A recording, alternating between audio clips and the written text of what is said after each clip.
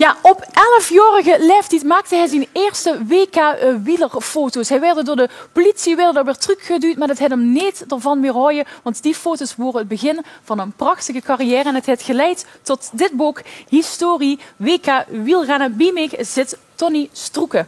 Welkom. En gefeliciteerd. Gisteren is het boek gepresenteerd in Valkenburg. Bedankt. Ja. Ja, hoe is dat gegaan? Het is een hele bijzondere presentatie geweest. De bekende Mart Smeets, een vriend van mij uit de Tour de France. Ja. Daar heb ik 25 jaar mee samengewerkt in de Tour met Mart. Die heeft het boek gepresenteerd. En Danny Nelissen, de bekende Eurosport-reporter, die heeft de teksten voor mijn boek geschreven. Die waren dus aanwezig. Daarnaast waren bekende sportmensen, onder andere Frans Maas. En alle mogelijke burgemeesters, organisatie van het aanstaande wereldkampioenschap. Ik heb heel erg genoten en het was een bijzondere voorstelling. Ja, ik vertelde net dat je eigenlijk op 11-jarige leeftijd al je carrière als fotograaf zit gestart. Die foto's stonden ook hierin. Ja, Kun je ons die laten zien? Tuurlijk. Want het was 1948 toen. 1948. Dat was hoe kocht je toen, van wie was de camera? Had je die van je vader gestolen? Of hoe is dat gegaan? Nee, ik kreeg als kind van 8 jaar een camera cadeau. Ja? Op mijn verjaardag direct na de oorlog. En dat was een camera, dat was leuk voor kiekjes mee te maken. Ja. Maar dat was niet geschikt voor sportfoto's mee te maken. Maar dat heb je geloof ik toch wel het tegendeel bewezen? Nee. Ik ging dan niet naar de sportwedstrijden. Ja. En in het beginsel met dat cameraatje, dat mislukte allemaal. Ja. En toen kwam de bekende persfotograaf uit Limburg, meneer Fontijn uit Maastricht. En die zag, jongske, met de camera lukt dat niet. Ja. Je moest zorgen dat ze zich thuis in een betere camera kopen. Want ik denk dat ze gevoel hebt voor het moment. En ja, toen ben ik naar thuis gekomen. Daar hebben ze nog geloesterd? Ja, hebben ze geloesterd. En toen heb ik gezegd, ik kan met dit fototoestel geen foto's maken. Meneer Fontijn heeft dat zelf gezegd. En ze noemen echt een serieus, op 8 jaar Jawel, geleden. en toen hebben ze met de hele familie geld bij elkaar gelegd. En toen kreeg ik een camera, hoe ik deze foto's toen mee heb gemaakt. En dat kostte in die tijd 80 gulden. Dat was een enorm kapitaal. En dat wordt door de hele familie bijgelegd. En na enkele weken ging meneer Fontijn de foto's van mij bekijken. En hij zag, we hebben een leerjongen nodig.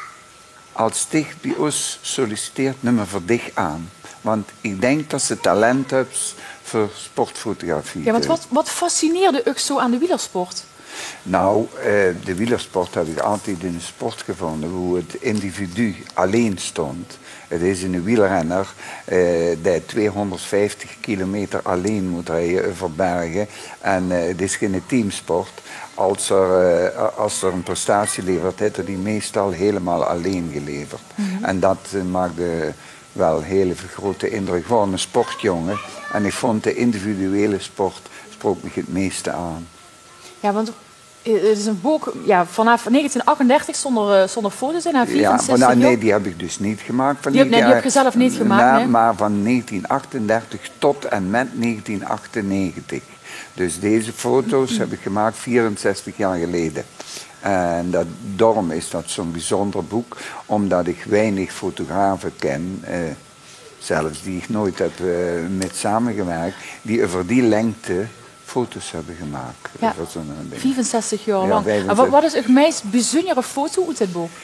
De meeste foto die me heel erg aanspreekt, is de foto, deze foto van 1967, de finish van het wereldkampioenschap in Heerlen.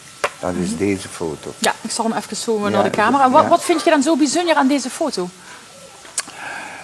Dit is Eddy Merckx, die doorgeeft als de beste wielrenner die er geweest is. Mm-hmm. Een fenomeen. En dat is onze Jan Jansen, zeg ik, onze Nederlandse Jan Jansen, onze eerste renner die ooit de Tour de France heeft gewonnen.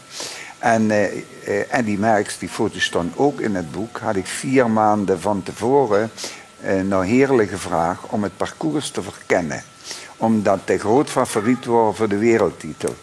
En 4 maanden later werd dus de renner, hier ziet je deze foto's, dan ziet je hem